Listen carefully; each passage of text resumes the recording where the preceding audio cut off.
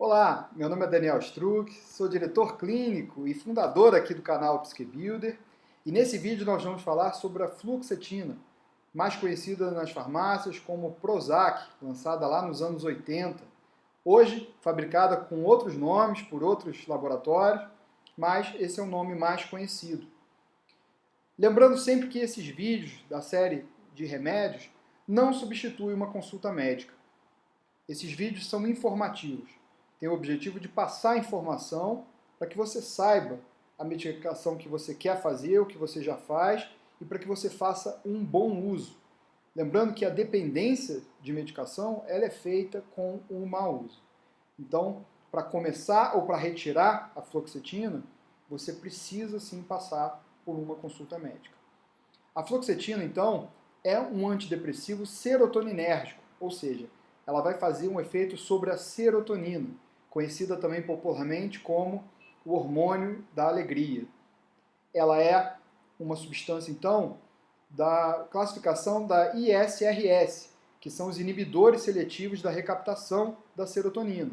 Essa é a classificação principal dessa medicação. Então, ela foi sintetizada na década de 70 e ela começou a ser popularmente vendida na década de 80, depois de pesquisada e de uma forma segura já foi vendida no mercado, muito aderida. Como é que ela atua? Então ela atua aumentando os níveis séricos da serotonina, como a gente falou, aumentando essa disponibilidade desse neurotransmissor no cérebro. As indicações clínicas são para casos de depressão, distimia. Esse nome não é muito mais utilizado, mas é para a gente exemplificar. Distimia é um tipo de depressão. Também é indicado para casos de toque, para quadros de ansiedade, como transtorno de pânico, o TAG, que é o transtorno de ansiedade generalizada, e fobia social, ela precisa de ser administrada com certo cuidado, porque ela, nas primeiras semanas de efeito, ela costuma aumentar quadros de ansiedade. Então, a pessoa que passa por um quadro de ansiedade, ela precisa tomar um certo cuidado quando ela faz o início do uso de fluoxetina. Ela também é indicada para casos de bulimia e comportamentos impulsivos, quando a pessoa tem quadro borderline, por exemplo, e depressão bipolar. Nesses casos, normalmente ela tem que usar um estabilizador de humor concomitante, junto. Bom? E como é que ela age?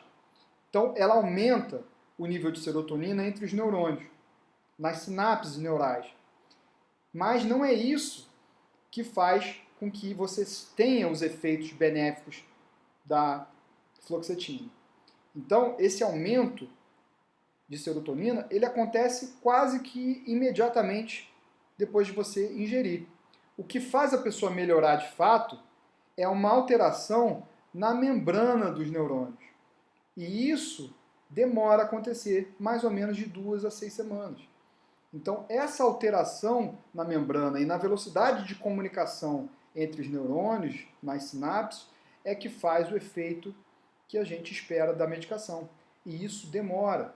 Então, entre essas 2 e 6 semanas, a gente passa por fases de adaptação, onde normalmente acontecem, inclusive, os efeitos colaterais. E a gente precisa entender que esse processo demora para então a gente saber se a gente se adaptou a essa medicação ou não.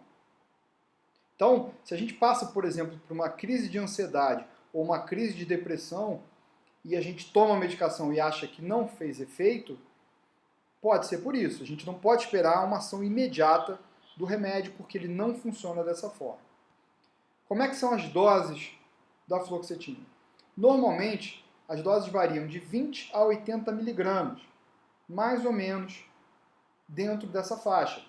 Alguns funcionam bem com 10 miligramas, tem uma resposta positiva. E outros toleram mais, toleram doses altas, de até 80. Depende de como que essas pessoas metabolizam essas substâncias. Então isso vai depender também de uma medida. E o aumento gradual da dose também é importante ser feito com um acompanhamento médico. Quais são os efeitos colaterais? Normalmente esses efeitos colaterais, eles acontecem nas 2 primeiras semanas, que é quando o corpo vai começar a identificar e vai começar a apresentar as primeiras reações. Então, uma das principais reações é aquela sensação de boca seca, por exemplo, de ressecamento, de sede constante. Isso normalmente acontece. No início, existe uma perda de apetite. Então, algumas pessoas associam a uma medicação para emagrecer, mas não é. Porque depois de um certo tempo, depois normalmente dessas 2 semanas, a gente tolera a medicação e o apetite volta ao normal. No início, como a gente conversou, a gente tem um aumento de ansiedade e a gente tem uma agitação. Isso pode levar até um quadro de insônia por um momento. Então, para pacientes que têm já um quadro de ansiedade ou uma alteração no humor importante, a gente tem que tomar cuidado para não ter uma alteração exacerbada e aí a gente achar que esse quadro piora e não vai ter função com a fluoxetina. Às vezes tem que fazer o uso concomitante com algum ansiolítico, uma outra medicação. A gente também pode observar algumas alterações gastrointestinais. A gente pode ter alguns desconfortos, algumas dores, algumas questões no trato intestinal. Isso também costuma acontecer. Como tomar, então, a fluoxetina? Então, ela normalmente atinge o pico, né, de atuação dela no sangue depois de 4 a 8 horas que a gente ingere. Então, ela começa, né, a ser liberada e absorvida e circular mais ou menos de 4 a 8 horas depois que a gente toma. Então, e ela demora, ela tem uma meia-vida longa, ou seja, ela demora muito tempo para sair do corpo. Ela é uma substância que demora a ser eliminada. Isso, por um lado, é bom, porque a gente evita ter que fazer várias vezes, várias doses por dia da medicação. Então, isso acaba sendo um efeito positivo. Dependendo da pessoa, caso ela não tenha, por exemplo, efeitos colaterais, isso acaba sendo algo bom. Então, ela tem essa questão de você começar a fazer o uso e você ter que esperar mais ou menos esse tempo para ela começar a fazer os efeitos positivos. Como a gente falou também no início do vídeo, ela tem uma grande interação medicamentosa. Então, ela interage sim com outras medicações. Então, ela aumenta normalmente o nível e a potencialização desses remédios. Então, quando você toma anticoagulante, quando você toma remédio para pressão, você precisa tomar cuidado e você precisa ir percebendo como seu corpo vai reagir para que você tire ou não essa medicação e tenha que substituir por uma outra. Como é que é o uso em crianças, gestantes e idosos? Então, na gestação, ela é considerada uma droga muito segura.